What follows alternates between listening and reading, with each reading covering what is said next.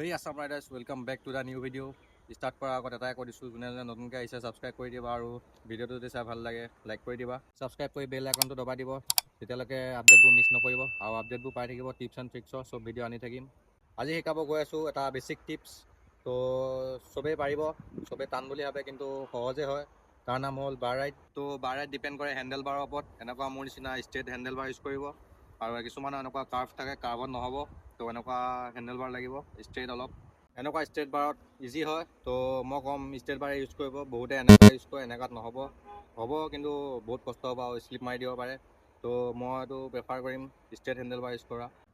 আৰু ষ্টাৰ্ট কৰাৰ আগত এটাই ক'ম, ছেফটি ফাৰ্ষ্ট। ছেফটি আৰু জোতা পিন্ধি ল'ব, জোতা ফাৰ্ষ্ট আৰু ছেফটি ফাৰ্ষ্ট। তো পিন্ধি ল'ব হেলমেট। বাৰ ৰাইড মাৰা দুটা ষ্টাইল আছে। বাৰ ৰাইড মানে হেণ্ডেলত উঠা দুটা ষ্টাইল আছে। এটা ষ্টাইল হ'ল ডাইৰেক্ট পেডেলৰ পৰা হেণ্ডেলত উঠা আৰু এটা হ'ল ছিটৰ পৰা ডাইৰেক্ট হেণ্ডেলত উঠা। মোৰ এক্সপিৰিয়েঞ্চৰ পৰা যদি ক'ব যাওঁ, ডাইৰেক্ট ছিটৰ পৰা নামাৰি ডাইৰেক্ট পেডেলৰ পৰা ডাইৰেক্ট জাম্প মাৰিব, সেইটোৱে ভাল হ'ব যদি এটা প্ৰফেচনেল হিচাপে ক'ব যাওঁ। এতিয়া কি হ'ব, বাৰ ৰাইড মাৰোঁতে ডাইৰেক্ট হেণ্ডেলত উঠাৰ লগে লগে আগচাইডে পৰি যাব পাৰে, এনেকৈ ঠিক এনেদৰে।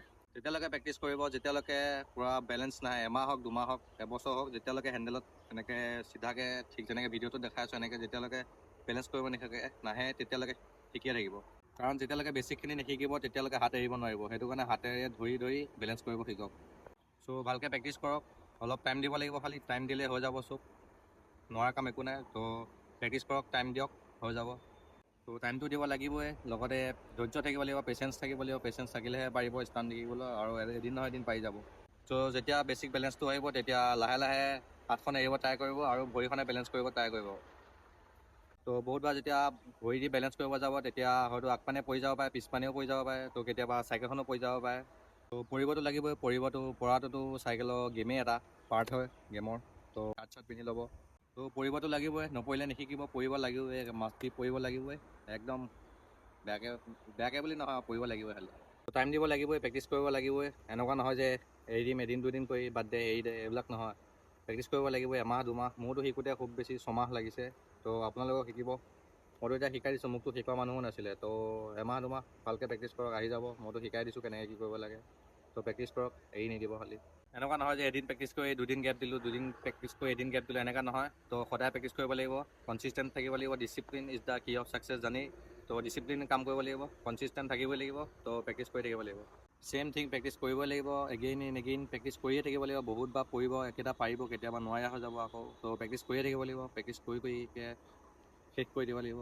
প্ৰেক্টিচ কৰিব যে একে পূৰা মানে বেলেঞ্চৰ লগত পূৰা একে হেবিট হৈ যায়, এইটো পূৰা অভ্যাস হৈ যায়, অভ্যাস হৈ যোৱাকৈ প্ৰেক্টিচ কৰিব। চ' গাইজ প্ৰেক্টিচ কৰোঁতে যেতিয়া হাত এৰিব পাৰিব, ভৰি দি থিয় হৈ যাব পাৰিব, তেতিয়া বহুত কেতিয়াবা আগলৈও নিব পাৰিব, বহুত দূৰ, খুব বেছি 100 মিটাৰো কেতিয়াবা নিব পাৰিব, কেতিয়াবা কমো নিব পাৰিব। তো প্ৰেক্টিচ কৰি থাকিব লাগিব।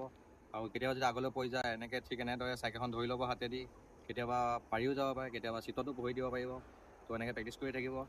তো যেতিয়া বাৰ ৰাইডত উঠিব, যেতিয়া ভৰিৰ পৰা হাত এৰিব, হাতখন এৰোঁতে চাব যে চাইকেলখনৰ আগ চাইডে পৰি গ'ল, ফ্ৰণ্ট চাইডে পৰি পিনে চাইকেলখন ধৰি ল'বলৈ ট্ৰাই কৰিব। কাৰণ পিছ চাইডে পৰিলে চাইকেলখন পৰি যাব, চাইকেলখন বেয়া হৈ যাব পাৰে। চ' আগ চাইডে পৰি চাইকেলখন এনেকৈ ঠিক এনেদৰে ধৰি ল'ব চেষ্টা কৰিব। এনেকুৱা নহয় যে বাৰ ৰাইডটো দূৰলৈকে লৈ যাম তাৰপিছত আকৌ ডাইৰেক্ট চিটত আহি পৰি যাম, এনেকুৱা নহয়। এইটো বহুত মাষ্টাৰ কৰাৰ পিছতহে এইটো শিকিব। তো তেতিয়ালৈকে আগ চাইডে পৰিব ট্ৰাই কৰিব যিমান পাৰে, চাইকেলখন ধৰি ল'ব, তাৰপিছত চাব যে চিটত থিয় হ'বলৈ। তো এইটো বহুত মাষ্টাৰ কৰাৰ পিছত যেতিয়া বাৰ ৰাইড মাষ্টাৰ হৈ যাব, পূৰা পাৰফেক্ট বেলেঞ্চ আহি যাব, তেতিয়া ট্ৰাই কৰিব যে চিটলৈ আহিবলৈ, নহ'বা চিটলৈ আহিব, পৰিব, বেয়াকৈ দুখ পাব। তো আগলৈ পৰিব চাব, চাইকেলখন ধৰি ল'ব। চ' আপোনালোকৰ কাৰণে সেইটোৱে বেটাৰ হ'ব। ডাইৰেক্ট আগ চাইডে ফ্ৰণ্টত পৰি যাব, হেণ্ডেল পাত ধৰি ল'ব, তেতিয়া ভাল হ'ব। কাৰণ চাইকেলখনো নপৰিব, আপুনিও বাচি যাব ক্ৰেছ হোৱাৰ পৰা। তো সেইটোৱে কৰিব। তো চাইকেলখন পৰি যাব পাৰে, একো নাই। তো ট্ৰাই কৰিব চাইকেলখন ধৰি ল'বলৈ, একো নাই, চাইকেলো পৰিব, আপুনিও পৰিব পাৰে কেতিয়াবা।